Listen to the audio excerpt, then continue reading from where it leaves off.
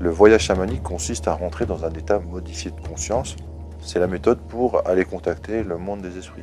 Ça peut être par le chant, par la danse, par le jeûne, par certaines plantes, mais c'est contrairement à ce que le grand public croit, le grand public associe souvent chamanisme et prise de plantes, alors dites hallucinogènes, mais qui sont plutôt visionnaires, qui est d'avoir l'autre réalité. En fait, le chamanisme par plante est minoritaire. La plupart des voyages chamaniques se font dans des états modifiés de conscience liés à la pratique aussi du voyage. Alors, la pratique du voyage, en plus de la danse, du chant, de la transe, etc., consiste à s'allonger, à écouter donc un tambour, la plupart du temps. Le battement du tambour lui-même modifie les ondes cérébrales déjà, donc facilite le passage à un état modifié de conscience.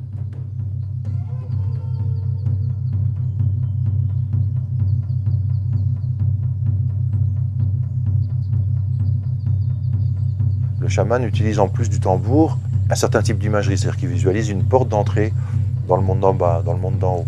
Et à partir de là, il a toute une cartographie intérieure, on appelle ça une cosmogonie intérieure, qui lui permet de voyager dans des mondes qu'il construit ou découvre, parce qu'ils sont relativement indépendants de lui, de sa volonté et de sa conscience, c'est des mondes vraiment réels en dehors de sa conscience. Donc il découvre comme s'il traçait une carte routière au fur et à mesure qu'il découvre un paysage. Et au cours de son trajet dans ces paysages du monde d'en haut, du monde d'en bas, voire du monde du milieu, il découvre des alliés, donc des esprits, des consciences intelligentes, autonomes, capables de coopérer avec lui s'il sait en faire la demande et puis s'il sait ensuite gratifier suffisamment ses esprits pour qu'ils acceptent de continuer à travailler avec lui, quoi.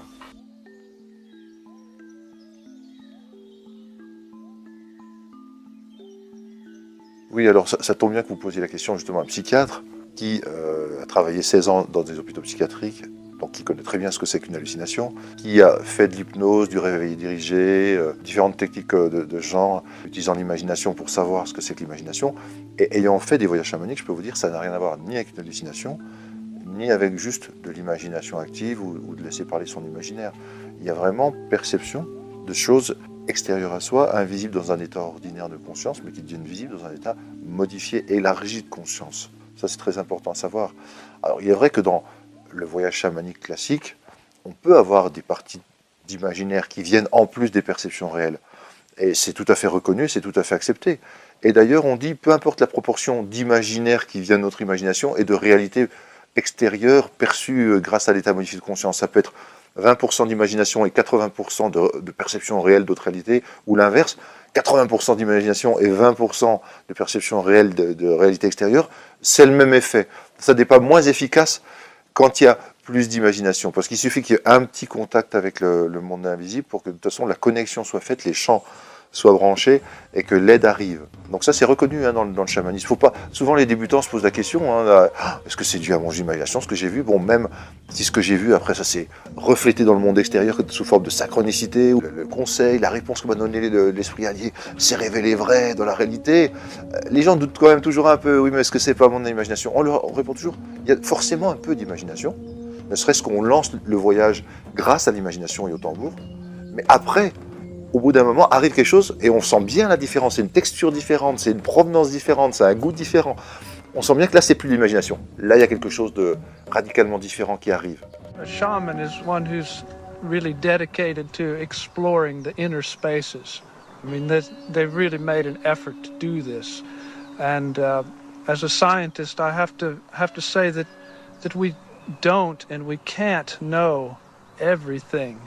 And that there's so many things that we can't know and don't know that we have to leave open the possibility that there are people like shamans who can tune into information that's not readily available to other people. Well, this is a term created by anthropologists. Of course, the term shaman comes from the Tungus language, and it has been applied to practitioners all over the world. So, and it's applied even to modern practitioners, Western practitioners. I would say they will have several characteristics. It will be a man or a woman who is able to enter a modified state of consciousness, and by means of, and in this trance state or whatever, non-ordinary state, he is able to contact spirit realm, spirit world. Yo he llegado a muchas partes donde están grandes hombres, están unos hombres, unos ancianos, unos reyes, donde tienen la sabiduría, verdaderamente una sabiduría máxima sabiduría, como nosotros decimos, que lo saben todo. No existe allí el tiempo ni el espacio. Allí no existe el tiempo ni el espacio. Todo es presente. Le chamanisme distingue trois types d'invisibles, ce qu'on appelle le monde du milieu. Le monde du milieu, c'est la contrepartie invisible du monde dans lequel on vit. Et le monde d'en haut et le monde d'en bas. Le monde d'en haut et le monde d'en bas sont ce qu'on appelle le monde des esprits compassionnés, des esprits alliés, qui sont d'accord pour travailler pour l'homme et avec l'homme de manière désintéressée et bienveillante. Alors que dans le monde du milieu, on dit que c'est des esprits qui sont limités au niveau temps, espace et énergie, donc c'est du donnant-donnant. Donc c'est souvent réservé à des chamans plus avertis de travailler avec les esprits du monde du milieu.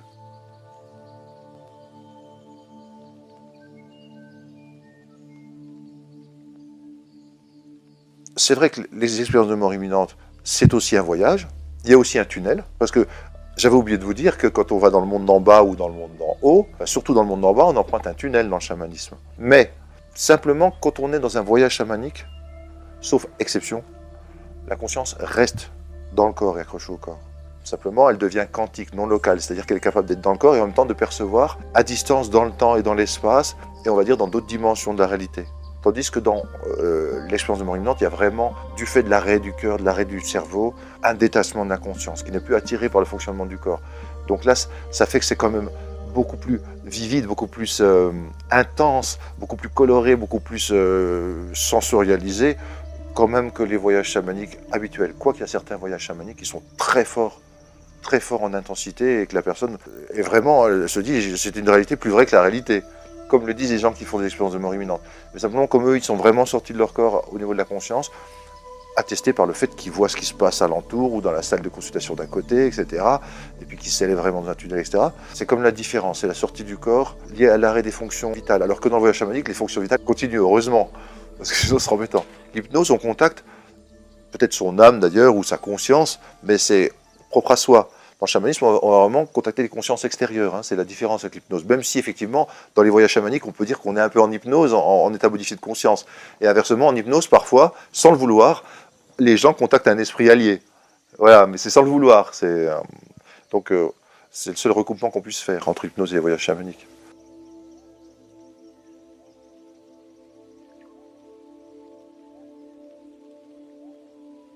Le contact avec les défunts est une des branches, on va dire, d'activité du chamanisme. Parce que dans le chamanisme, on honore vraiment les esprits des ancêtres. Si vous voulez, dans le chamanisme guerrier, les esprits des ancêtres ne protègent que la tribu et même cherchent à faire du mal aux tribus d'à côté. Dans la version moderne, maintenant, on n'est plus dans des guerres de tribus et clans où les sorciers s'attaquent et se contre-attaquent. Tout simplement, on dit que dans le chamanisme moderne, les défunts, oui, peuvent être des esprits alliés d'un type particulier. Parce qu'ils ont déjà été incarnés sur Terre et maintenant ils vivent dans un monde parallèle. Alors que les esprits alliés du monde d'en haut ou dans le monde d'en bas sont souvent pas incarnés sur Terre. Donc on a des esprits purs ou alors des esprits dans d'autres dimensions vibratoires. Là, les défunts, c'est des esprits incarnés sur Terre qu'on connaissait et qui veulent bien nous aider dans les soins chamaniques, qui veulent bien aider les chamans à faire leur activité. Donc oui, bien sûr. Et dans le chamanisme aussi, il y a la notion d'accompagner au moment de la mort l'âme des vivants pour qu'elle traverse les différents mondes, les différents bardeaux d'Irrétibta, pour pas qu'elle s'égare dans des mondes intermédiaires et qu'elle aille dans des beaux mondes, on va dire des mondes où elle peut évoluer ou aller vers la conscience et la lumière plus que dans d'autres endroits où elle pourrait s'égarer. Ou pas qu'elle cherche à se réincarner, à occuper un autre corps, c'est-à-dire une possession. Donc ça, les chamans font attention à ce que certaines personnes mortes dans des conditions atroces ou en pleine fureur, en pleine rage, soient aidés pour pas qu'ils reviennent essayer d'embêter quelqu'un dont la conscience momentanément laisserait une brèche qu'il pourrait occuper.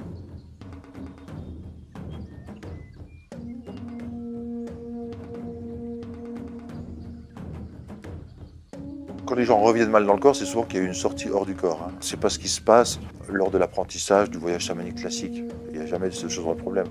Moi, j'ai vu beaucoup de gens qui faisaient du voyage chamanique, aussi bien dans les stages de la Foundation for Shamanic Studies, la FSS, que dans l'école NCC, Nature, Conscience et Chamanisme, où j'en ai fait beaucoup. Il n'y a jamais eu de problème. Le seul problème qui pourrait se poser, c'est si une personne était d'abord pathologique et qu'il utilise des voyages chamaniques créés beaucoup par son imagination pour faire dire à la réalité des choses qui n'existent pas. C'est comme si on entretenait dans son imagination morbide. Mais ça, les formateurs voient tout de suite quand la personne le voient vite si la personne est un peu malade, quoi, on va dire. Deuxième chose qui pourrait arriver, c'est si la personne prend des substances psychédéliques. sans être dans un contexte chamanique protecteur et sachant manier ces états modifiés de conscience liés aux substances. Alors là, effectivement, il peut y avoir des problèmes. Mais si on parle de voyages tels qu'ils sont enseignés au tambour, pour des gens qui ne sont pas malades au départ, et sans substance, non, moi j'ai jamais vu aucune décompensation, et il n'y a aucune raison qu'il y en ait.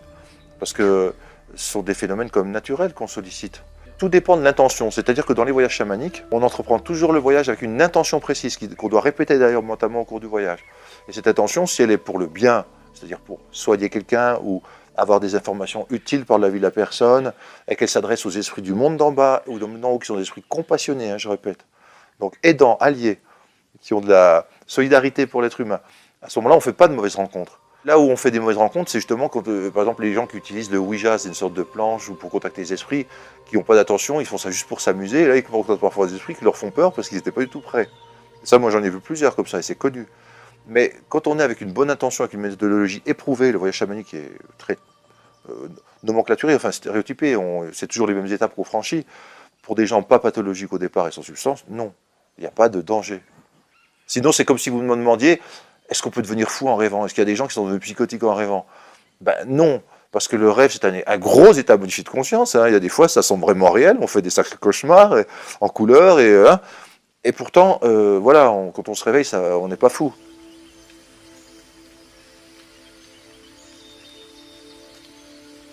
Le lien est énorme, parce que le chamanisme s'exerce surtout dans la nature.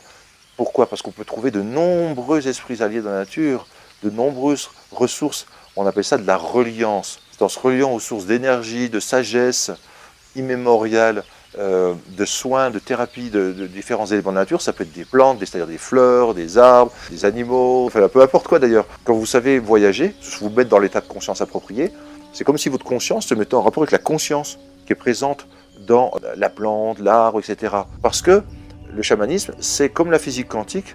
La meilleure façon de le comprendre, c'est le modèle qu'on appelle du panpsychisme. C'est-à-dire tout contient de la conscience, du cosmos au plus large, dans la galaxie, à la particule subatomique. Et ça, la physique quantique accrédite ça. Elle dit que c'est la seule façon de comprendre les anomalies et bizarreries des particules, du comportement des particules subatomiques. C'est de se dire qu'il y a une conscience au sein même de la matière. Et ça explique tout d'ailleurs. Le chamanisme, on pourrait dire, c'est une sorte d'application à la nature de la physique quantique.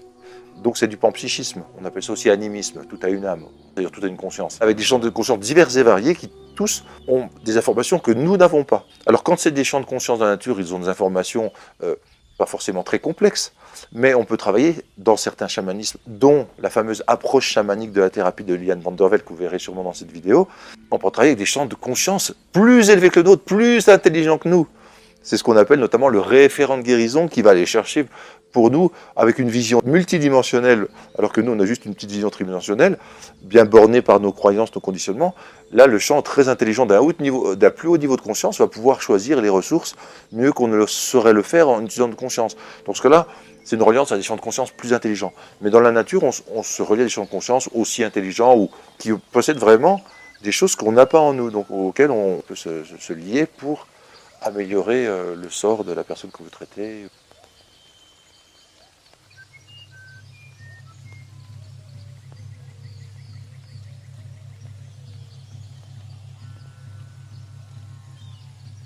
Ça dépend de quel chamanisme on parle, parce qu'il y a une forme de chamanisme qui serait presque allopathique, c'est-à-dire un symptôme, on fait une technique, une extraction par exemple, ou un couronnement d'âme. Alors qu'il y a des chamanismes beaucoup plus élaborés et donc multidimensionnels, et là qui peuvent apporter beaucoup sur la compréhension de la maladie, mais surtout la bonne ressource qui va être apportée, et parfois de façon complètement inattendue, à un endroit où on ne l'aurait certainement pas cherché, ou dans un corps émotionnel, éthérique, mental, spirituel.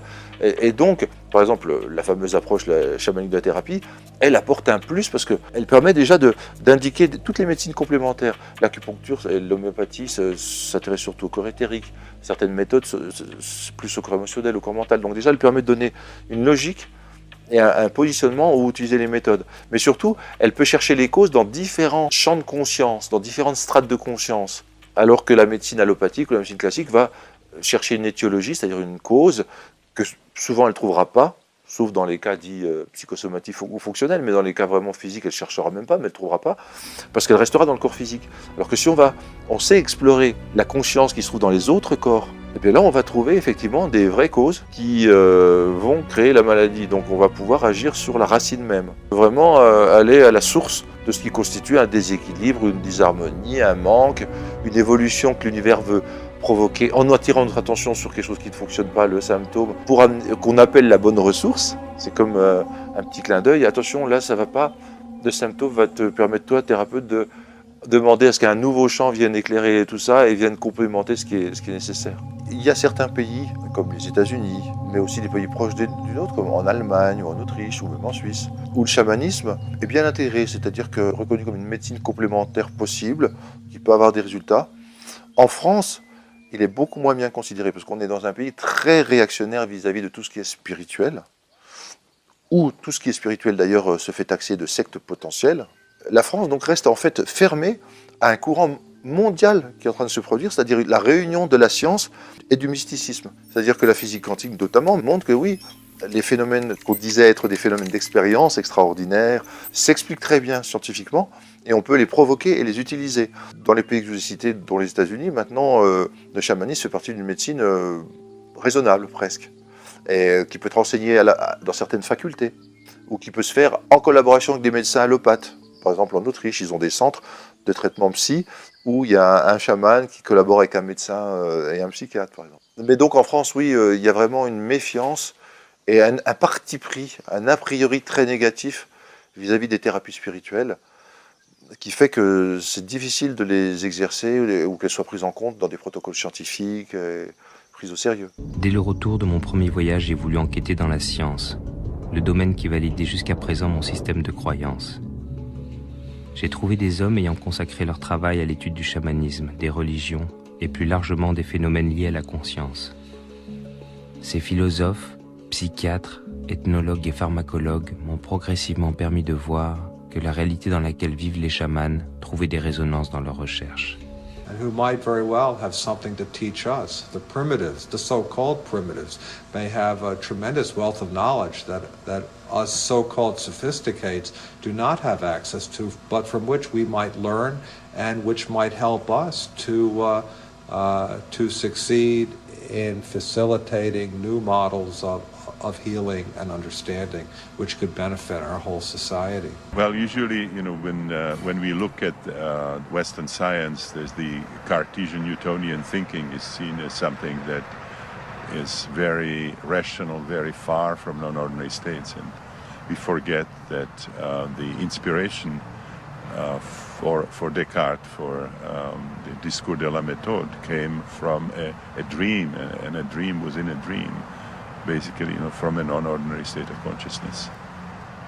So that as long as we stay in the ordinary state of consciousness, with all the scientific methods and all the scientific instruments, we are just exploring a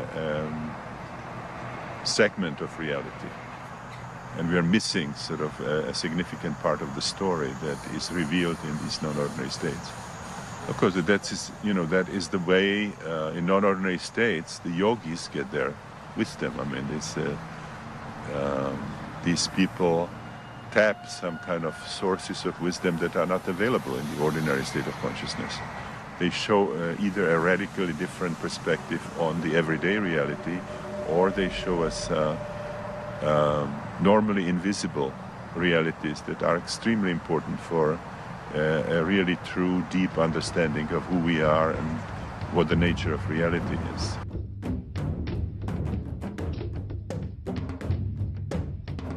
J'ai commencé par vouloir soigner l'humain en faisant la médecine traditionnelle. Et j'ai commencé à tomber malade en suivant les études de médecine traditionnelle parce que je sentais que c'était pas ça, c'était pas la façon de soigner l'humain que je cherchais. C'est pour ça que je suis partie aux États-Unis pour rencontrer d'autres pratiques. J'avais commencé déjà un peu avant la médecine à m'intéresser aux médecines parallèles, aux médecines énergétiques. Et aux États-Unis, donc j'ai rencontré le chamanisme et d'autres médecines énergétiques, mais j'ai commencé beaucoup à travailler sur le corps physique directement, et c'est le corps, c'est comme si le corps avait un esprit et qu'il me parlait et qu'il me racontait qu'est-ce qu'il souhaitait à travers son symptôme. J'ai rencontré le chamanisme, oui, j'ai rencontré la méthode du voyage chamanique, du dialogue avec avec les esprits dans l'invisible. Mais c'est là que j'ai vu que dans l'invisible, il existe vraiment des façons de se soigner. Le contact avec ce que j'avais était très tangible, le contact avec l'invisible, les informations que je recevais, même si je ne savais pas quoi en faire, par exemple sur comment soigner tel état de dépression avec telle et telle plante. J'étais trop jeune pour en faire quelque chose à ce moment-là, mais ce qui était étonnant, c'est que je recevais énormément d'informations que je laissais pour ce qu'elles étaient et que je retrouvais dans le monde visible, matériel, par les uns et les autres venaient me donner cette même information. Donc elles se croisaient dans cette réalité-là, il y avait une convergence.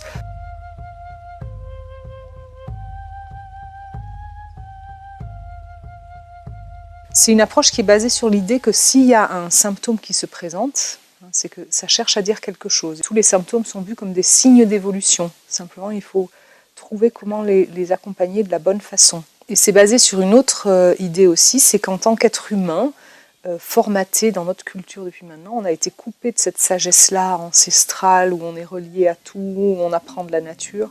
Et on s'est tellement focalisé sur une définition bien précise de l'humain, très, très technologique souvent, qu'on a perdu une certaine forme d'intelligence qui perçoit toutes les choses reliées entre elles. On n'est pas capable d'appréhender certaines solutions. On va les chercher au sein des 10% de notre vision. À l'intérieur des 10%, de façon linéaire, on va essayer de chercher des causes et des solutions. Alors que dans cette approche chamanique, l'idée c'est que s'il y a un symptôme auquel on ne trouve pas la solution, c'est justement parce qu'on n'a plus élargi la vision, on n'est plus relié à des ressources naturelles. Et c'est ça qu'on fait avec cette approche. On va puiser dans des ressources naturelles, une intelligence qui est présente dans la vie, dans l'univers. Le travail avec le chamanisme fait appel à des champs existants dans l'invisible. C'est-à-dire ce ne sont pas des choses imaginées, même si l'imaginaire peut faire un pont vers l'invisible, ce sont des champs existants. C'est un peu comme si on travaille avec la matrice de la vie, la source de la vie, la source du vivant, qui prend forme sous différents esprits, différents champs, le champ végétal, le champ animal, minéral, etc. Différentes qualités qui travaillent ensemble pour former ce que nous on voit, l'aspect visible de l'univers.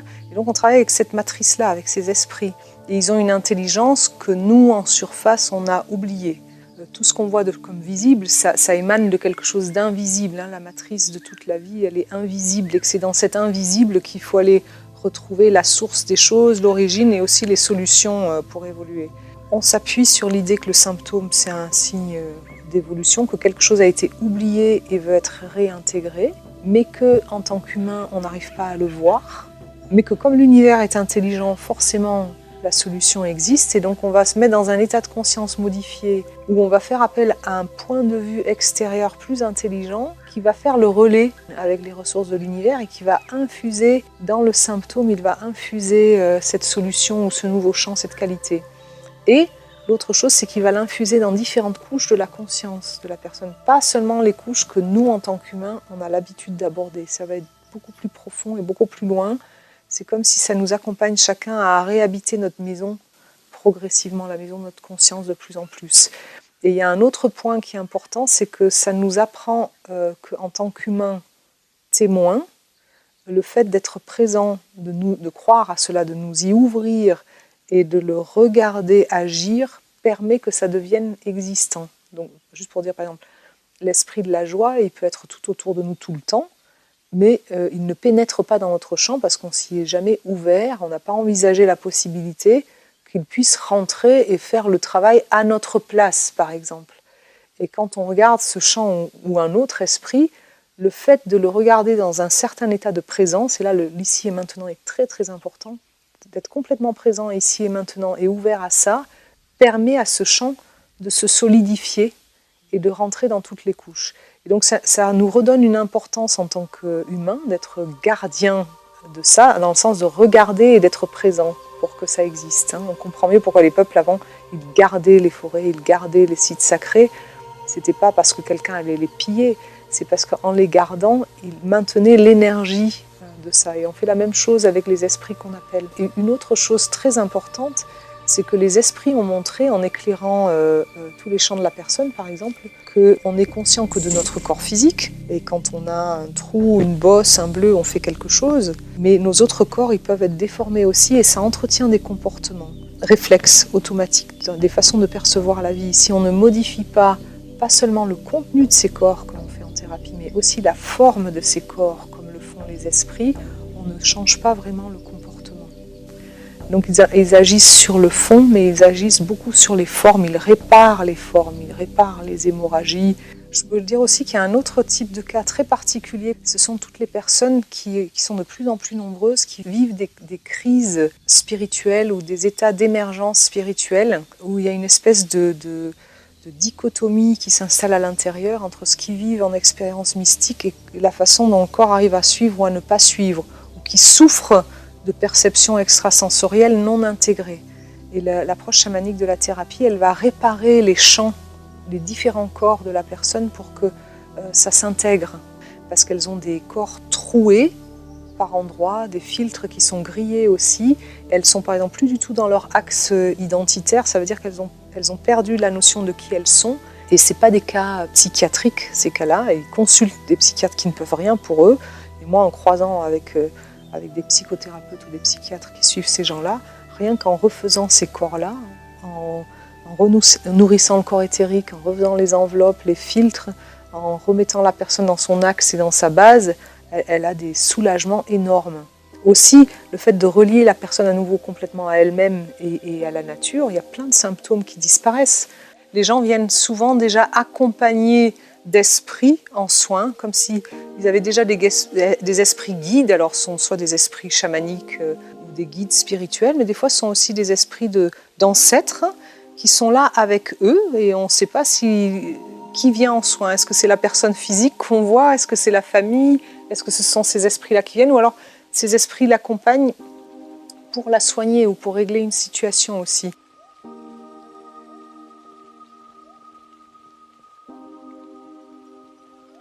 Alors la personne, elle vient avec une intention. En général, je lui demande de m'envoyer même un historique, son histoire, son parcours, sa demande, ses traitements, ce qu'elle a déjà fait, etc.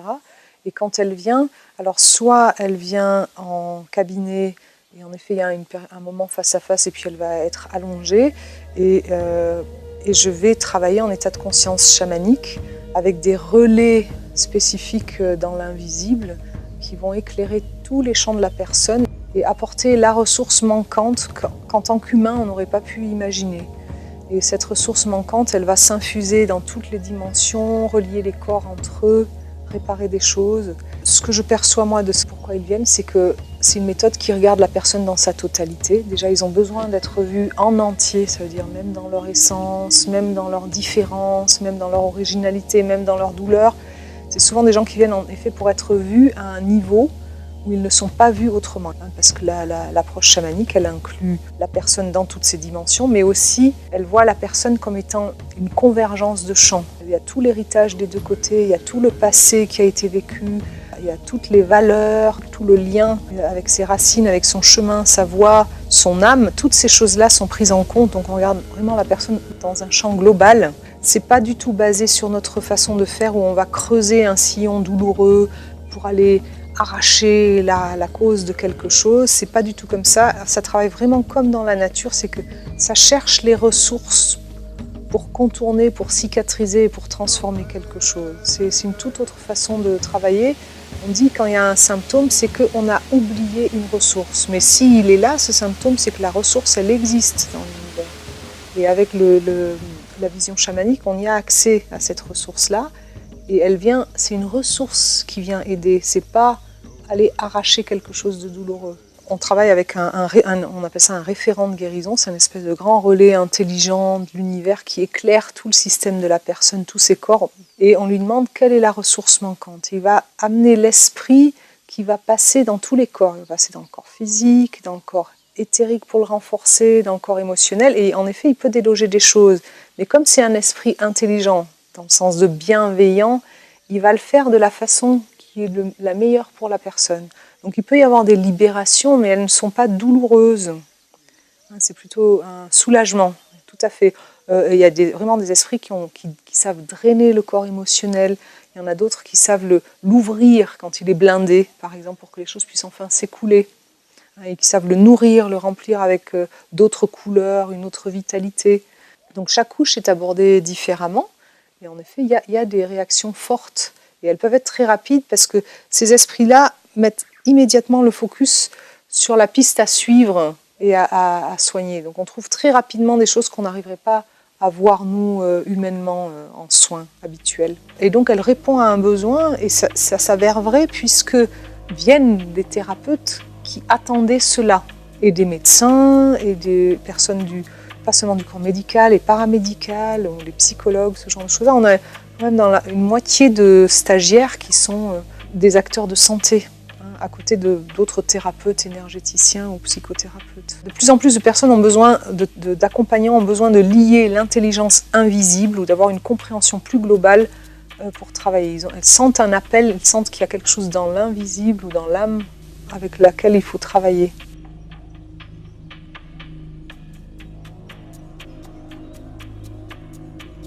Elles partent plus unifiées, on va dire, dans le sens que toutes les parties sont plus reliées entre elles. Elles sont soignées, on appelle les esprits dans l'approche chamanique de la thérapie. C'est des qualités ou des champs vibratoires, ou des espèces d'énergie quantique qui vont infuser le système pour le lier et le rendre plus cohérent. Donc elles vont se sentir plus elles-mêmes, plus cohérentes, plus enracinées, plus pleines, ou plus exister, ou plus vivantes. En fait, les ressources font remonter les interférences. C'est par contraste qu'on voit les blocages et les interférences, elles les font remonter. C'est comme si on ouvrait une digue à la conscience et que des ressources s'épanchent et révèlent les vieux obstacles ou les vieux schémas. Ça les fait remonter et on peut s'attarder dessus un temps et puis avoir besoin d'une autre ressource ou d'un autre outil pour l'aborder, mais ça le révèle en tout cas. En parallèle à mon travail de thérapeute, depuis plus de 30 ans, j'enseignais des méthodes chamaniques, justement pour que les gens deviennent autonomes et pour qu'ils utilisent ça au quotidien. Donc ça, j'ai l'habitude d'utiliser et d'appliquer des méthodes au quotidien. C'est justement parce qu'il y a des besoins qui émergent du quotidien, alors dans la gestion du trajet professionnel ou dans la transformation de schémas qu'on rencontre, pour que les gens sachent travailler par eux-mêmes. J'ai développé des techniques particulières que j'applique aussi. Et on peut l'appliquer sur des situations. Et donc on apprend à chaque fois, on teste, on ne sait jamais quel esprit va venir aider dans une situation. Mais on sent tellement que tout fait partie d'une intelligence globale, que chaque symptôme, chaque situation, chaque occasion est une occasion de grandir ou d'évoluer. Suffit de se relier à la bonne ressource pour ça. Donc oui, on l'applique, je l'applique au quotidien et j'apprends de ce qui se fait à chercher toujours plus loin d'autres solutions. Surtout ce que ça développe, mais c'est à force de pratiquer, ça développe de plus en plus de confiance et d'émerveillement dans l'intelligence qu'il y a autour de nous. Et donc, ce que je vois, c'est que dans l'invisible, il y a tellement de ressources pour nous, qui nous attendent, qui nous aiment, que l'univers est tellement bienveillant, il est tellement aimant, tellement riche, et que l'être humain s'empêche d'y accéder. C'est lui qui s'empêche d'y accéder. Par exemple, il y a beaucoup de pratiques chamaniques à réapprendre, comme dans les stages, de savoir à nouveau se relier à l'esprit d'un lieu, de savoir recevoir l'énergie de la forêt, de savoir communiquer dans le sens de communier avec la nature.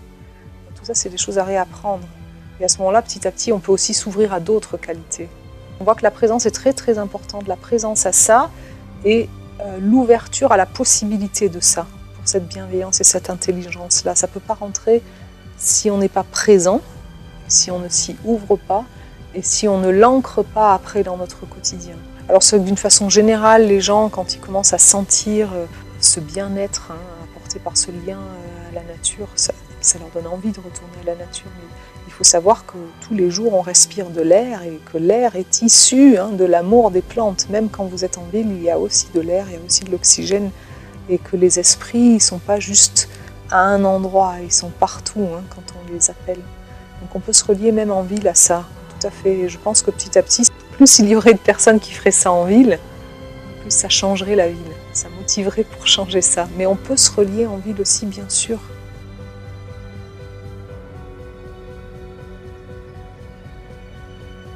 On peut dire adapter les anciennes méthodes chamaniques à notre époque, mais le chamanisme lui-même, la vision chamanique de fond, elle a toujours été évolutive. Elle est toujours à l'écoute de l'époque et de la culture de l'endroit.